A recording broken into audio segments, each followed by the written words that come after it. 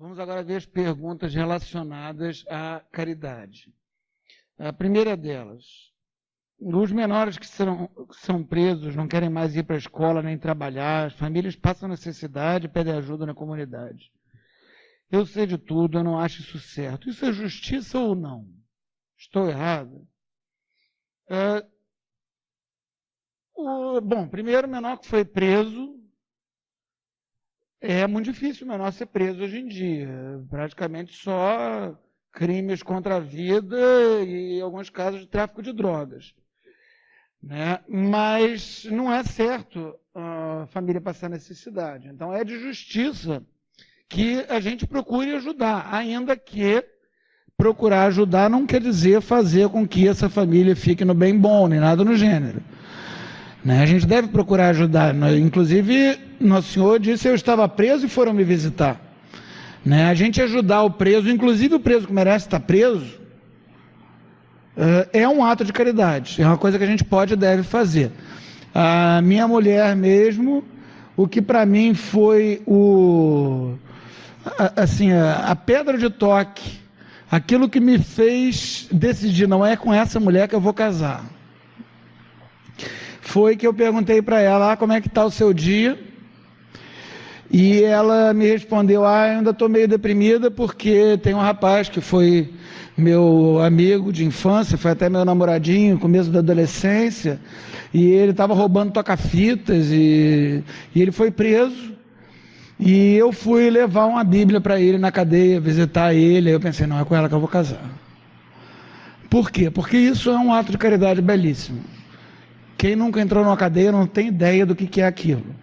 Vocês terem uma noção, teve um delegado no Rio de Janeiro um tempo atrás que cruzou com 2 vagabundos que tinham fugido da cadeia, e ele deu voz de prisão para os 2 na hora, porque ele reconheceu eles pelo fedor de cadeia.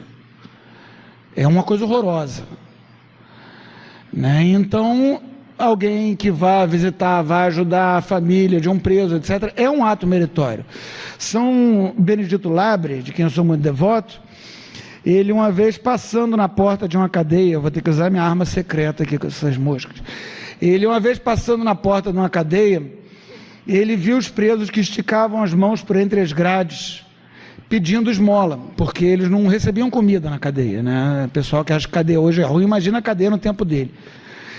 Então, eles não recebiam comida, eles precisavam esmolar para conseguir comprar alguma comida. Então estava aquele monte de mão magrela lá saindo dentre as grades, com os presos todos mendigando. Ele pegou, parou na frente, botou o chapeuzinho para pedir esmola e começou a cantar. Diz a geografia que a voz dele parecia a voz de um anjo. A cidade inteira parou para escutar ele, foi lá, deu dinheiro, os presos comeram durante meses com aquele dinheiro que ele conseguiu levantar, cantando na frente da grade da cadeia. E a mesma coisa vale para uma família que esteja passando necessidade, que está com um filho preso, etc. Quer dizer, a gente deve procurar ajudar. Se tiver em nossas forças, a gente deve procurar ajudar. É uma coisa que é um ato de caridade extremamente meritório. Daí a gente chega na próxima pergunta, que tem tudo a ver com essa. Onde se encaixa a justiça social? A justiça social, ela é justamente dar na sociedade a cada um o que lhe é de direito. Vocês reparem que a justiça social não é uma caridade social. Ou seja, não há obrigação alguma de garantir que as pessoas tenham televisão em casa.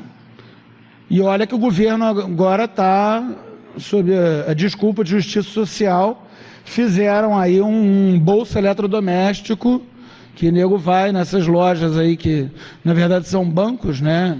Essas lojas de imóveis, elas financeiramente são bancos que têm aquele monte de babulagem para vender, para que a pessoa peça dinheiro emprestado. É por isso que o preço à vista é o mesmo preço de a prazo. Porque eles não querem que a pessoa pague à vista, eles querem emprestar. É uma espécie de banco aquilo, financeiramente falando, economicamente falando, é um banco. Então, não é justiça social você garantir que a pessoa tenha uma TV nova.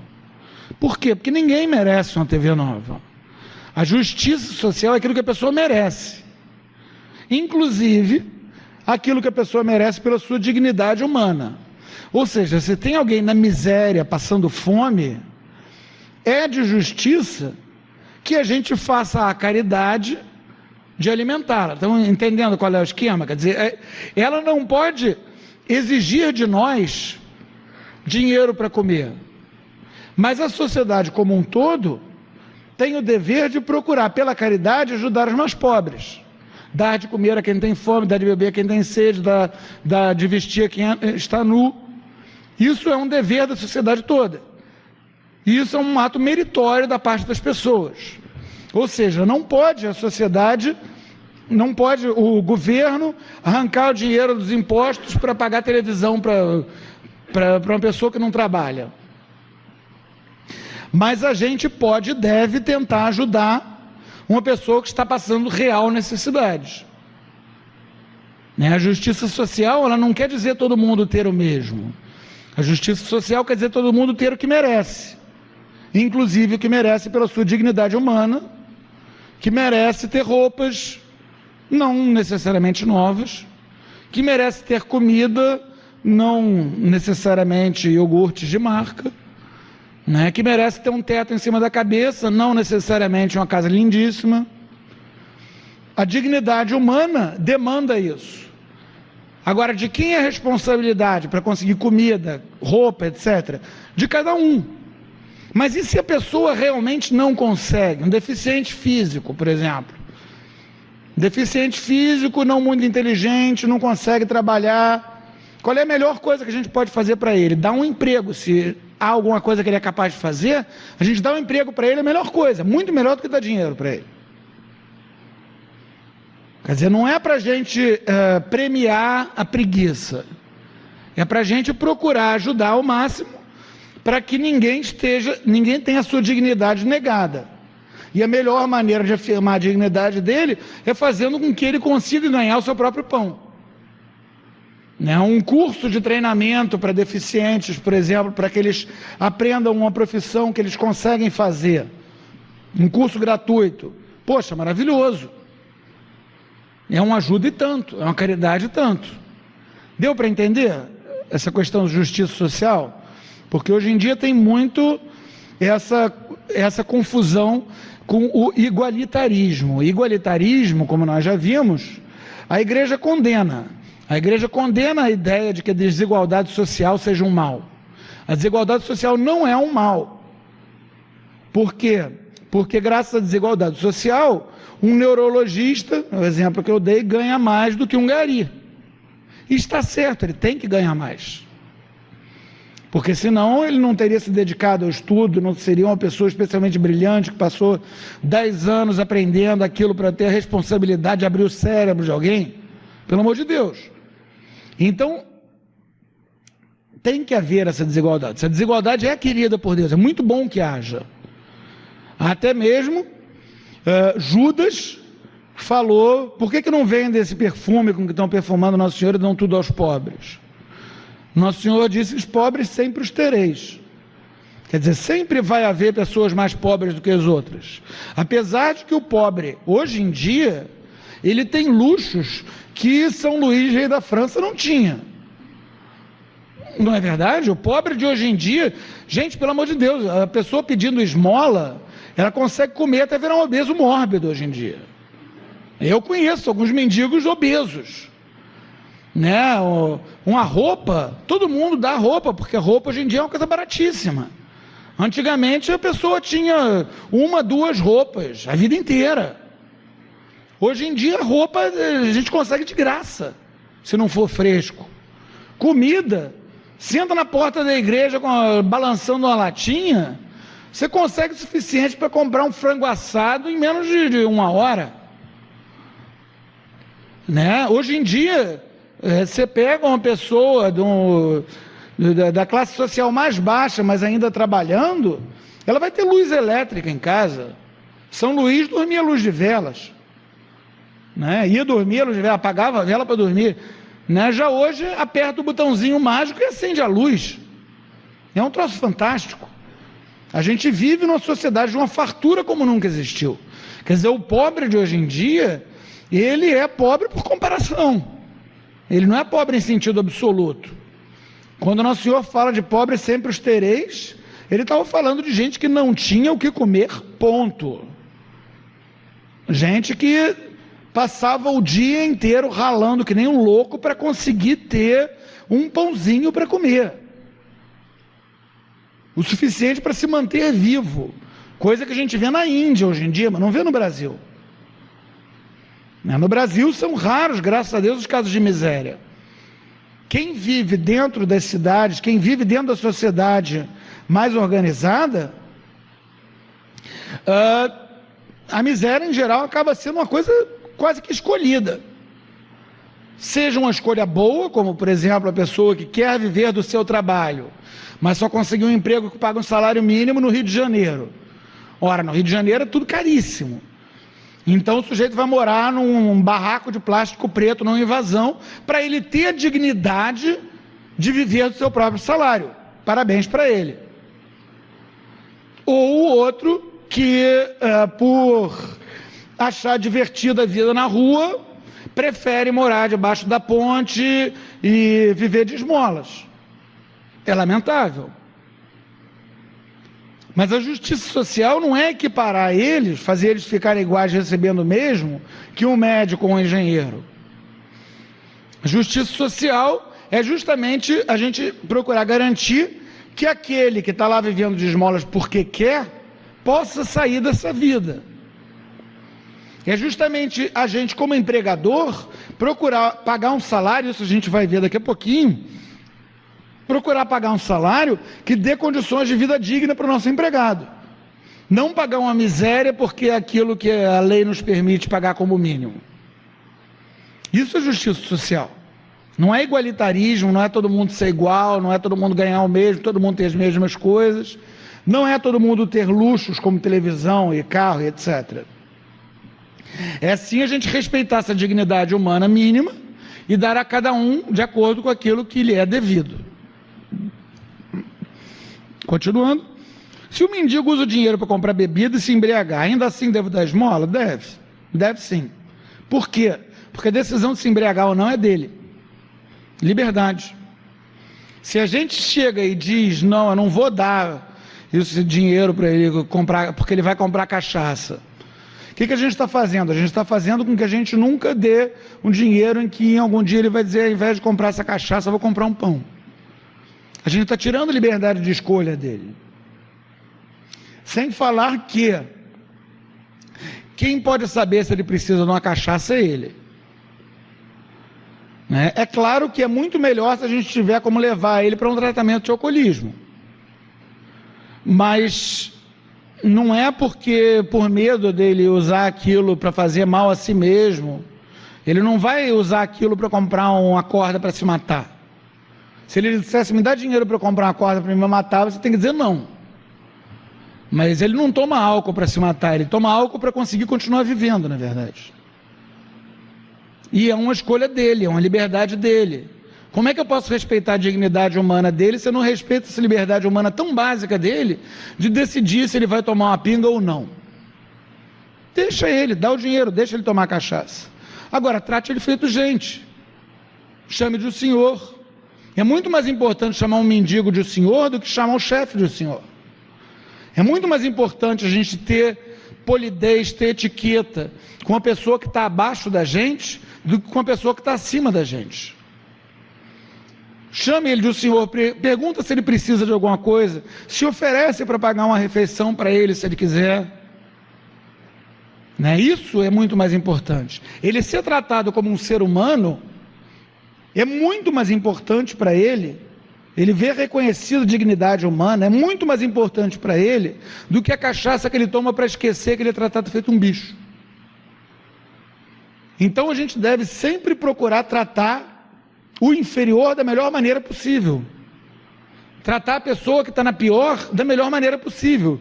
Por quê? Porque ele já está na pior. Isso também é justiça social. Isso é mais justiça social do que Bolsa Televisão. Por quê? Porque é o reconhecimento da dignidade humana daquele mendigo. Ele é um ser humano. A moça do caixa do supermercado, a gente tem o dever de dizer bom dia para ela, porque ela é um ser humano.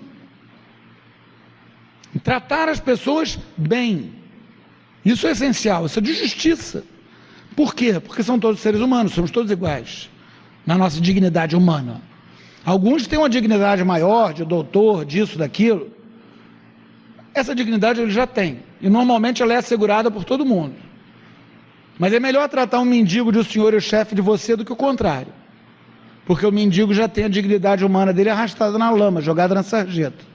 Então a gente pode levantá-lo assim. E isso vale a pena fazer, mesmo que o custo disso seja a cachaça que ele toma.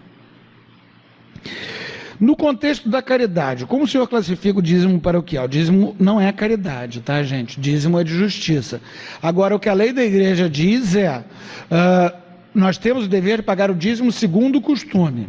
O costume no Brasil é cada um pagar como pode, quando pode. O costume não é botar dentro do envelopinho nem uma determinada quantidade de dinheiro.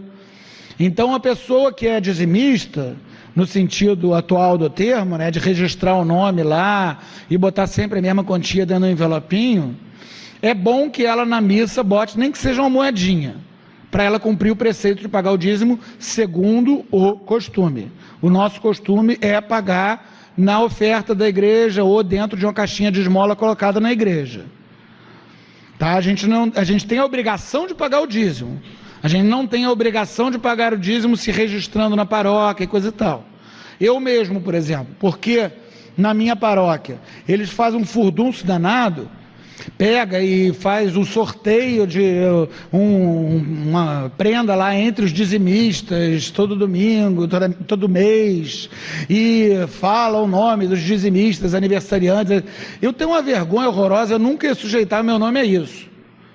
Eu dou o dinheiro, boto na cestinha lá, enfio a nota por baixo das outras, normalmente a minha é até a maior de todas, enfio por baixo das outras para ninguém que está perto de mim ver quanto que eu dei, né?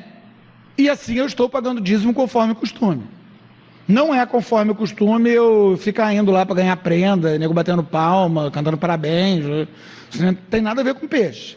É muito bom na medida em que a gente está ajudando a paróquia, mas isso não é pagar o dízimo. Pagar o dízimo é a gente dar o dinheiro que a gente pode, quando a gente pode, como a gente pode. Completando aqui, o tempo voluntariamente aplicado aos ministérios pode ser considerado dízimo? Até pode, mas a função do dízimo é sustentar o clero. E como eu falei, o nosso costume é pagar o quanto a gente pode.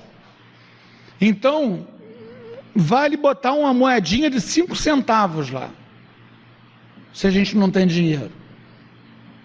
E é um ato meritório a gente dar o nosso tempo também para os ministérios. É uma coisa muito boa fazer. Mas o pagamento do dízimo ele é um dever. Quer dizer, não está entre as formas do nosso costume pagar o dízimo com tempo de trabalho. Então, para a gente cumprir a lei da igreja de pagar o dízimo, botar uma moedinha de 5 centavos no ofertório, tá bom. A gente cumpriu o dever de pagar o dízimo. Se além disso quiser se registrar e dar uma quantia mensal, ou se além disso quiser ser catequista, ou se além disso quiser participar de qualquer outro ministério, maravilha, muito bom, graças a Deus, está ajudando. Mas pagar o dízimo é a gente ajudar o sustento do clero, segundo o costume é dando quanto puder, quando puder, como puder. Sou padrinho de casamento de um casal que educa os filhos de uma maneira muito liberal, mimando-os e dando-lhes uma liberdade que não condiz com a idade deles. Eles não aceitam nenhum conselho ou opinião. Seria falta de caridade parar de tentar intervir e apenas orar por eles? Não, seria pior. Por quê? Porque o padrinho tem o dever de justiça de tentar ajudar, não é só caridade. Seria caridade se fosse um vizinho, por exemplo. Mas o padrinho ele tem o dever de justiça de ajudar na educação dos filhos. O que isso quer dizer na prática? Isso quer dizer que se falar com eles não adianta nada, porque eles não aceitam nenhum conselho ou opinião, tem que tentar arrumar uma outra maneira. Levar as crianças para ir acampar no meio do mato, para eles verem que os mosquitos não obedecem, sei lá. Mas tem que tentar ajudar de alguma maneira. Quem mandou aceitar a responsabilidade do padrinho? Tem que ajudar. É um dever de justiça, não é de caridade. No exemplo do vizinho, o vizinho adúltero, se ele fosse reincidente, ou seja, se ele já tivesse traído a esposa outras vezes, não seria faltar com a verdade se não contássemos a ela? Não, não seria. Por quê? Primeiro, porque a gente estaria atacando a paz doméstica deles. Segundo, porque falar com ela não faria com que ele parasse de cometer adultério. A única coisa que isso poderia causar seria o casal se separar e ele continuar cometendo adultério. E ela cometer adultério com outro homem. Porque se eles estão casados até um dos dois morrer. Agora, seria uma boa coisa, seria um ato de caridade, e falar com alguém que pudesse falar com ele, alguém que ele ouvisse. Né? Ele respeita muito o seu fulano que trabalha com ele. Você pode bater para seu fulano que trabalha com ele, para seu fulano e ter uma conversa de homem para homem com ele. Ou até para o pai da mulher dele, para o sogro dele. Falar para o sogro dele vai entender que não é para falar para a filha, porque ele conhece a filha, mas ele vai, talvez, como no caso de um conhecido meu, pegar uma barra de ferro e ir lá ensinar para ele que tudo tem limites, né?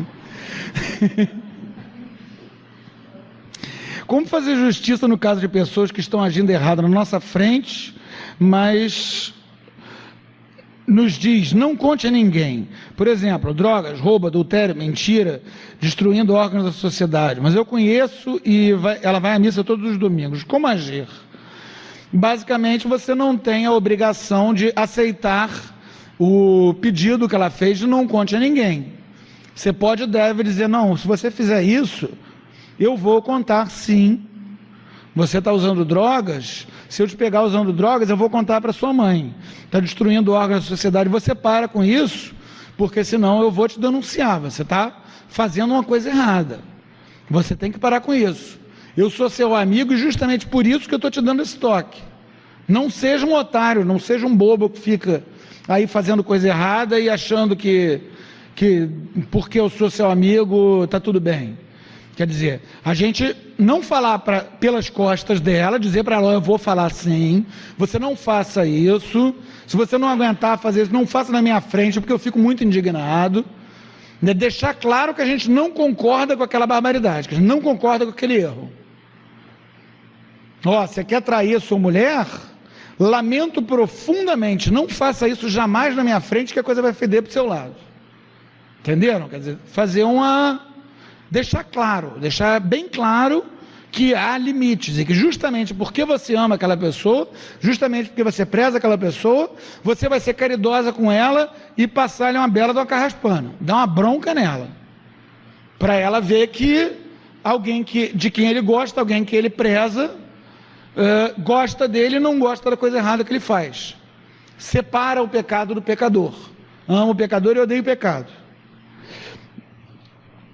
A caridade é válida quando a pessoa fica encostada só na caridade sem trabalhar? Muitas vezes não é a caridade, a gente ajudar alguém que por preguiça se recusa a trabalhar. Há de ver que às vezes não é por preguiça, às vezes é uma doença, uma coisa assim. Mas alguém que fica só pendurado, não quer trabalhar e fica só pedindo coisas, se não for o caso de uma doença, inclusive uma doença mental, né? Se não for o caso de uma doença, como é frequentemente no caso dos mendigos, a maior parte deles tem problemas mentais. Eles não conseguiriam manter um emprego. Eles são pessoas transtornadas. Então a gente pode e deve ajudar. Sim, quem é que escolhe morar debaixo da ponte? Vale-me Deus, não é confortável. Né? É alguém com problemas mentais. Agora, no caso de uma pessoa que é preguiça pura mesmo, não é caridade a gente dar dinheiro para ela. É caridade a gente dizer, vai trabalhar, vagabundo. Isso é caridade. A gente até chegar e dizer, olha, eu sei que está rolando um emprego, sei lá onde, que é um negócio que você consegue fazer. Toma vergonha nessa cara e vai lá. Isso é uma caridade verdadeira de se fazer. Uma pessoa da igreja pediu dinheiro emprestado e não pagou. Já faz um ano, 5 mil reais. Devo cobrar ou não? Não só deve cobrar, como deve dizer para ela que se ela não for pagar, você vai falar com o padre, para o padre falar com ela, para ver se ela toma vergonha na cara.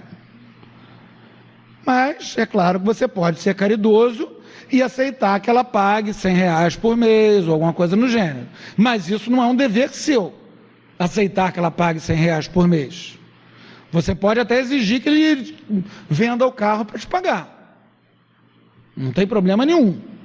E pode e deve levar isso a um superior, no caso o pároco, para que o superior tome uma ação e dê uma bronca nele, dê uma cutucada nele. Prestamos serviços para a empresa já faz 3 anos. Eles não pagaram porque eles falaram que faliu, mas não é verdade. Eles abriram outra empresa. Não tem como cobrar? Legalmente, até tem. Um bom advogado consegue até arrancar um dinheiro deles. Agora, moralmente, eles têm que pagar. Quer dizer, moralmente é para eles pagarem sim. Você tem todo o direito de cobrar, acampar na porta da casa deles, ir na outra empresa e armar um barraco. Moralmente tem todo o direito, sim. Porque é um dos crimes que bradam céus por vingança, né? Vocês se lembram, negar um trabalhador sua justa paga.